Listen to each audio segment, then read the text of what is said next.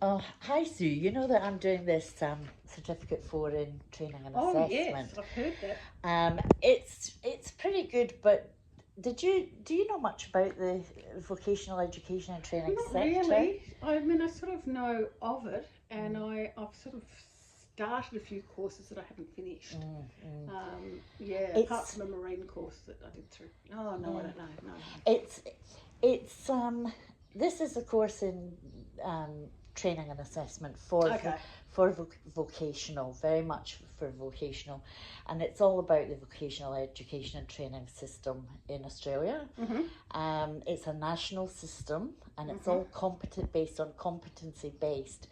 So students are not competing with each other or going for really high marks. It's all about whether you're competent or not competent in a whole series of whatever you're being trained Okay. in. Yep.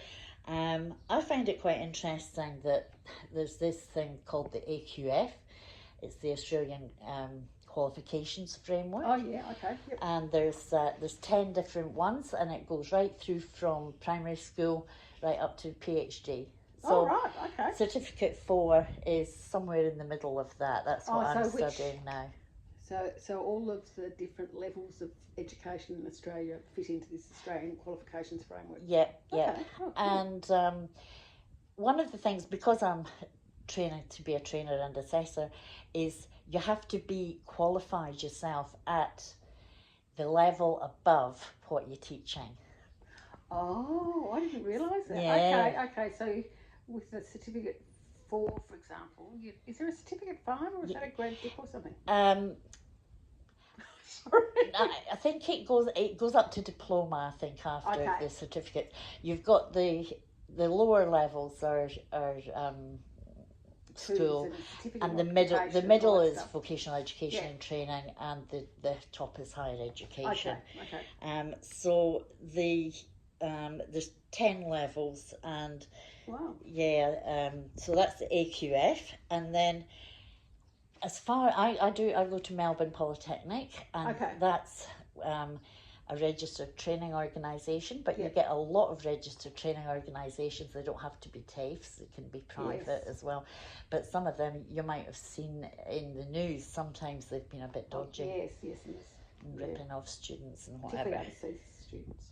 Yeah, Mm. so in 2015 they revised the what's called SRTOs, and that's standards for registered training organisations. Oh, okay. And I haven't there's heard of that minimum before. standards at all RTOs that are training people for these national Okay. qualifications. They all have to follow quite a lot of rules, Okay. and they do get audited. And if they're not doing the right thing, they can be closed down.